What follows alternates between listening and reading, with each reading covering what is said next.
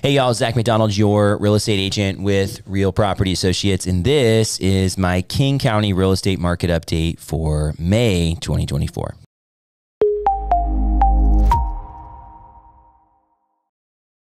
If you're new to these updates, welcome. Each month we look at the stats from the Northwest Multiple Listing Service, and we focus in on King County, which is mainly Seattle south to the mountains. It's a huge geographic area and one of the more populated counties here in all of Washington. So as we look at the data here, we're going to be not just focused on Seattle, but much of the Seattle area. We also do updates on Snohomish County. So if you want to look at the north end of Seattle, that's the update to pay attention to. So let's jump in. We're looking at April's stats here, and I'm just going to move my computer.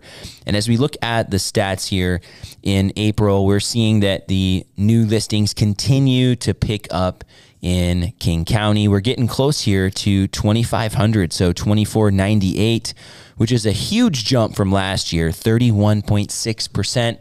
Last year, the theme all year was we don't have enough listings.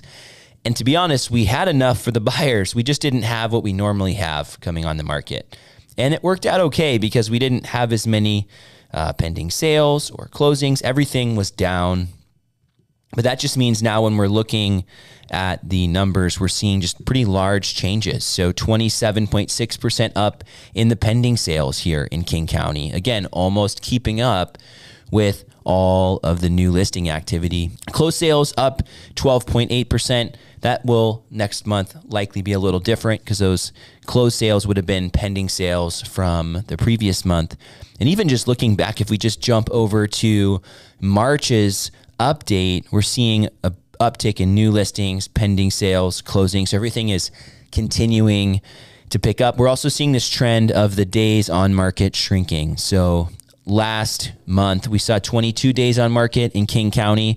We're looking at 16 days on market this month. And if we look back at last year, it was 22 days on market, and we're seeing 16. So it's normal to see those days on market shrinking in April, but even month over month, we're seeing that decline pretty drastically. So now we're looking at about 2 weeks to sell a house in King County. So if you're wearing your seller hat, right, and you're thinking about making a move, you're going to expect it's going to take a couple weeks.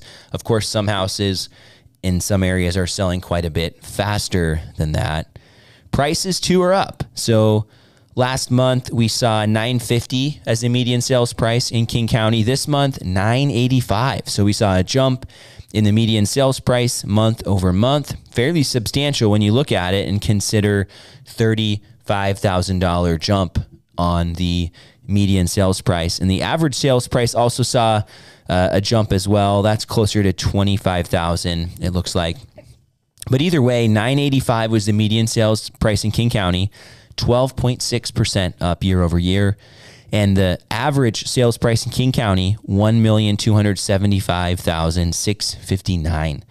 Again, 12.7% jump year over year. So prices have been climbing dramatically, and that is even with interest rates still above 7. So on average, Mortgage News Daily's daily report is showing a 7.11% 30-year fixed rate mortgage.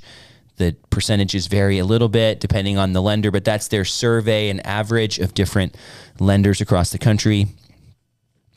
And we're seeing that homes are selling above asking price. So King County, 3.5% above asking price. Last year at the same time, 1.5% up above asking price. Last month, 3.1. So not much change month over month, but still it's been a few months in a row where houses in King County are selling above asking, and 3%, that can be quite a number, right? We're talking 20, 30% on the price above asking price. And again, that's just the average. Now, if we look at the supply numbers, we call this number the inventory. These are the homes that are on the market, homes for sale. We did see a jump here month over month. So we went from 1,497 to 1,760. So more houses are on the market and available for buyers. But given the amount of buyers in the market that didn't really change much for the supply. So we're still looking at about 1.2 months versus 1.1 months of supply. So things didn't really get better because there are so many buyers waiting. I guess there were just more houses for them to go ahead and make offers on. But in King County, it is a very competitive housing market. It's not like 2022 or parts of 2021, but historically speaking, and looking back at the history of Seattle's housing market and others, it's a competitive housing market out there. So, for buyers, you're looking at multiple offers in many cases and not necessarily a ton over asking price, right? There was a time where we were talking about 20, 30% over asking price, and that is certainly still out there. There are pockets where you're going to be paying a lot more over the asking price than others. But by and large, you're still relatively close to the asking price. But if you want to buy a house in King County, you're most likely going to be facing some form of competition. And if you're going to be selling your house, I guess that's a really good thing, right? Because you are in a position to benefit from the multiple offers and the competition and the pressure.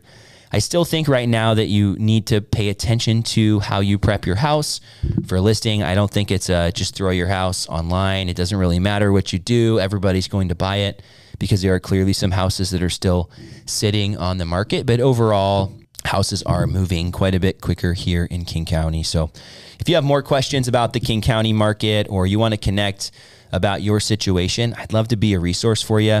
And as always, if there's any value that I can bring to someone else that I'd love it if you would share this update with them too.